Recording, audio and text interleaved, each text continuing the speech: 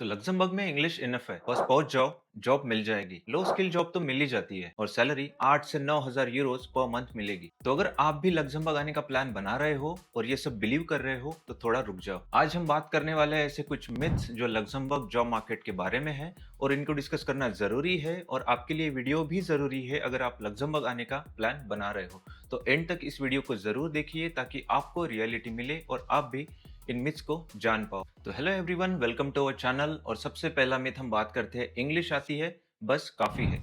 ये सबसे common myth है क्योंकि यूट्यूब पे बहुत वीडियोस बोलते हैं कि लग्जमबर्ग में सिर्फ इंग्लिश से काम चल जाता है, अगर आपको इंग्लिश आती है तो जॉब पॉसिबल है। बट रियलिटी में कुछ एमएनसीज और फाइनेंस आईटी टीम्स छोड़ के बाकी सारा बिजनेस फ्रेंच लैंग्वेज में होता है। अगर मैं कहूँ तो लग्जमबर्ग का जॉब मार्केट ज्यादातर फ्रेंच लैंग्वेज पे चलता है और इंग्लिश कम। अगर कुछ कंपनीज और टीम्स छोड़ दे तो इंग्लिश ज़्यादा नहीं चलती है। तो मान लो कि 60 टू 70% लग्जमबर्ग का जॉब मार्केट फ्रेंच पे चलता है और 30 टू 40% जॉब मार्केट में इंग्लिश चाहिए होती है।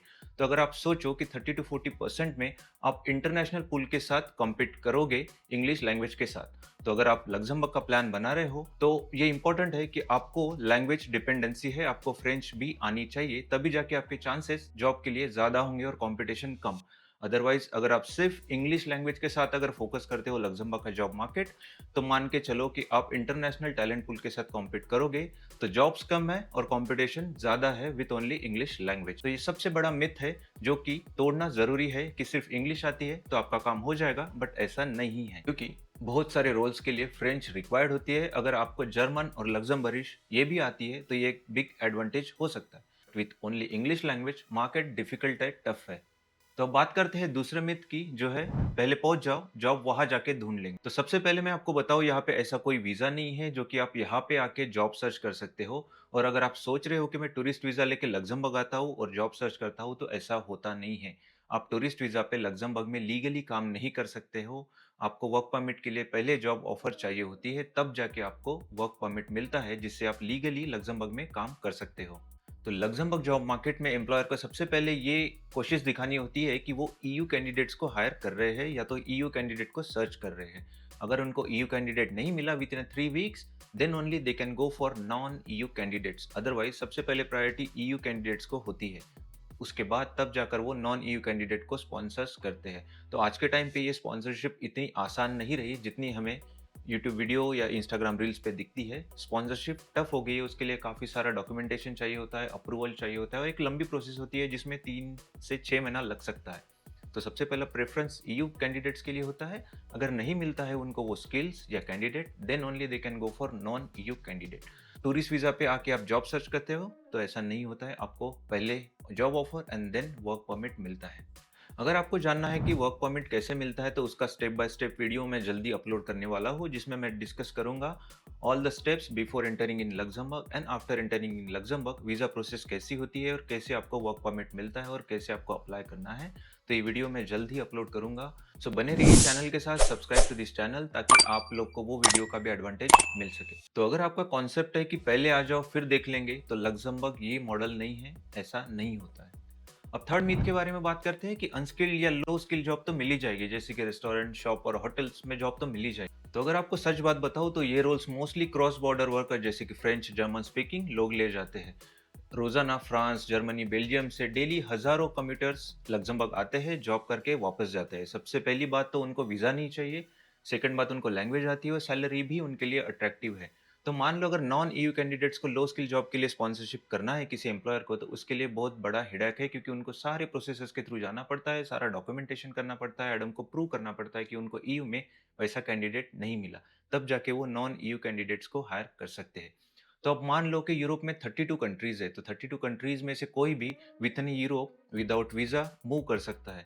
तो एम्प्लॉयर उनको अगर with in EU without process, without documentation अगर कोई बंदा मिल रहा है, तो वो नॉन ईयू कैंडिडेट्स को लो स्किल जॉब्स के लिए क्यों ही हायर करेगा।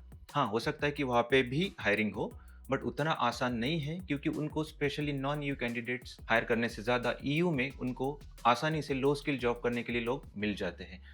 अब आता है myth number 4, Luxembourg rich country है तो सबको हाई सैलरी मिलती होगी। मार्केट में बहुत सारे वीडियोस है जो दिखाते हैं कि लग्जमबर्ग में आपको 1 से 1.5 करोड़ तक का जॉब पैकेज मिलेगा। आपको मंथली 8 to 9,000 यूरोस तक की सैलरी मिलेगी। हर दूसरा या तीसरा आदमी मिलेनियर है। मुझे नहीं पता इतनी सैलरी कहाँ मिलती है और उनका सोर्स क्या है, बट मैंने तो अभी तक ऐसा नहीं देखा। हाँ, माना कि कंट्री रिच है, लेकिन सैलरी आपके स्किल पे भी डिपेंड करती है। जैसे मान लो कि स्पेशलाइज़ रोल्स में पैकेज स्ट्रॉन्ग हो सकता है, लेकिन जूनियर, सपोर्ट या बेसिक रोल्स में सैलरी उतनी वाव नहीं होती जितनी हमें इंस्टाग्राम रील्स पे दिखती है। ऊपर से रेंट इतना हाई है कि अगर आप सिंगल रूम भी लोगे, तो आपकी सैलरी का बड़ा चंक उधर ही चला जाता है। हाउसिंग लक्ज़मबर्ग का सबसे बड़ा खर्चा है। यहाँ पे 1 बीएचके का रेंट 1800 से 2000 यूरो तक देना पड़ सकता है, तो सिर्फ एक खर्चा हुआ। अब आप सोचो कि हाई सैलरी अगर मिल भी जाती है, तो सारा खर्चा निकाल के कितना सेव होगा। हमने तो अभी सिर्फ एक खर्चा देखा है, उसके अलावा यहाँ पे फूड, डाइनिंग भी एक्सपेंसिव है अगर आप बाहर खाते हो, और अदर खर्चे भी एक्सपेंसिव है। Even though the Luxembourg government ने भी कहा है कि Luxembourg is expensive country to live, housing बहुत ही कॉस्टली है। तो ये मानना गलत नहीं होगा कि लक्ज़मबर्ग एक रिच कंट्री है, बट ये मानना गलत होगा कि यहाँ पे 1 से 1.5 करोड़ के पैकेजेस मिलते हैं, 8 से 9 हज़ार एवरेज सैलरी है पर मंथ जो हर कोई कमाता है, तो ये गलत है। ये सबसे बड़ा मिथ है, यहाँ पे ऐसी कोई हाई सैलरीज़ नहीं है जितना मुझे पता है या तो मैं अवेयर हूँ। हाँ, आपको सैलरीज़ मिलती है, बट इतनी हाई नहीं मिलती जितना हम वीडियोज़ या यूट्यूब पे कई सारे यूट्यूब वीडियोज़ में देखते हैं। तो अब बात करते हैं मिथ नंबर 5। लक्ज़मबर्ग में टैलेंट शॉर्टेज है, तो मुझे जॉब तो आसानी से मिल ही जाएगी। लक्ज़मबर्ग कॉलिंग, ये वीडियोज़ तो आपने भर-भर के देखे होंगे। ये तो आपने देखा ही होगा कि लक्ज़मबर्ग में भर-भर के जॉब्स अवेलेबल है। गवर्नमेंट बुला रही है, इतने जॉब्स निकले हैं, लेकिन ये सिर्फ हाफ ट्रूथ है। टैलेंट शॉर्टेज निश स्किल्स में है, but at the same time record level unemployment भी लक्ज़मबर्ग में रिकॉर्ड किया गया है।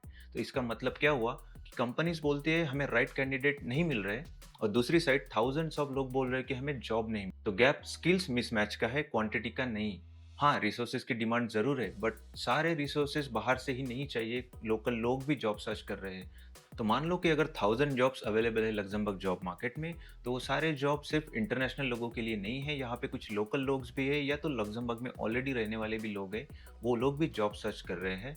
तो ऐसा नहीं है कि सारे जॉब बाहर के लोगों के लिए है, वो 1000 जॉब्स सारे लोगों में बटे हैं, उसके लिए सब लोग अप्लाई कर रहे हैं।